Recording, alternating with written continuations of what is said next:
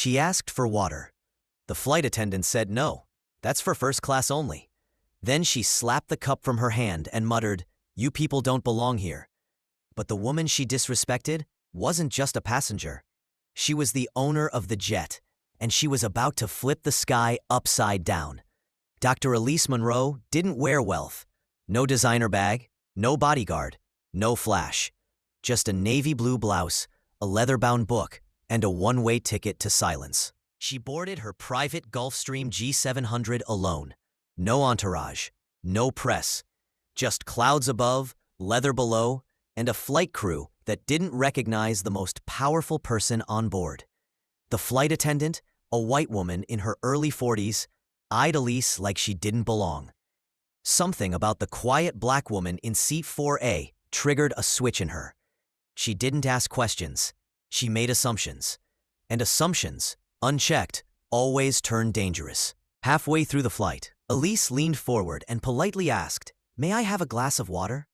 The attendant froze. Her smile vanished. "That's for first-class passengers only," she snapped. Elise blinked, confused.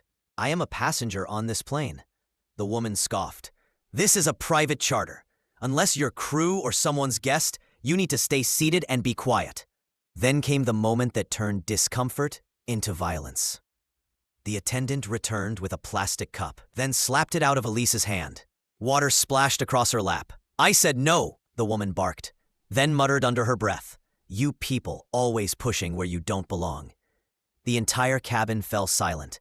A male crew member stood frozen near the galley, eyes wide. He knew who Elise was, and he watched the disaster unfold in slow motion. Because Dr. Elise Monroe wasn't just a passenger. She was the owner of the jet, and more than that, she was one of the most powerful women in tech. A black billionaire who built her empire from scratch. Born to a single mother in rural Georgia, she climbed her way through Spelman College and Stanford University. By 27, she'd launched her first fintech startup. By 39, she was orchestrating billion-dollar mergers. Quietly, strategically, unapologetically. The Gulfstream G700 had been one of her first major acquisitions, a symbol of freedom, legacy, and control. Not for showing off, for moving in silence. Until now. Elise didn't raise her voice, didn't react.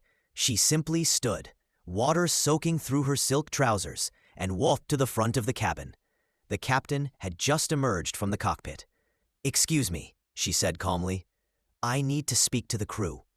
The captain turned, then froze.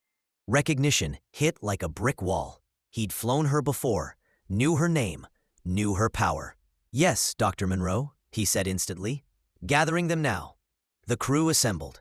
The flight attendant who spilled the water stood stiff, arms crossed, unaware that she'd just set her own career on fire. Elise turned toward her, eyes steady, tone cold. "You work on my aircraft. I sign your paychecks. And what you just did is going to follow you far beyond this flight." The young male attendant lowered his gaze. The captain didn't say a word. Elise didn't scream. She didn't lecture. She simply returned to her seat, opened her book, and let the air thicken with consequence. When the plane landed in San Francisco, 2 representatives from the flight management company were waiting at the terminal. The woman who slapped the water was escorted off the jet, terminated on the spot. No scene, no debate. The company issued a private apology and launched a new racial bias retraining program. Elise? She didn't tweet. She didn't post.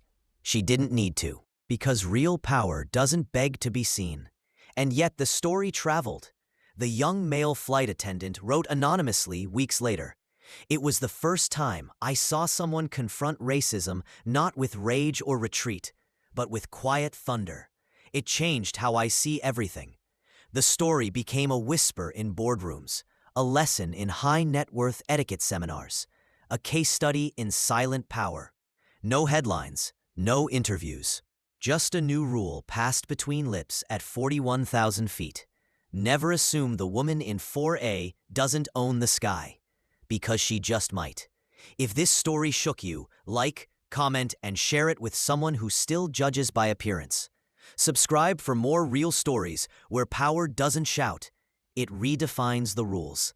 And tell us below, where in the world are you watching from? We want to hear your voice.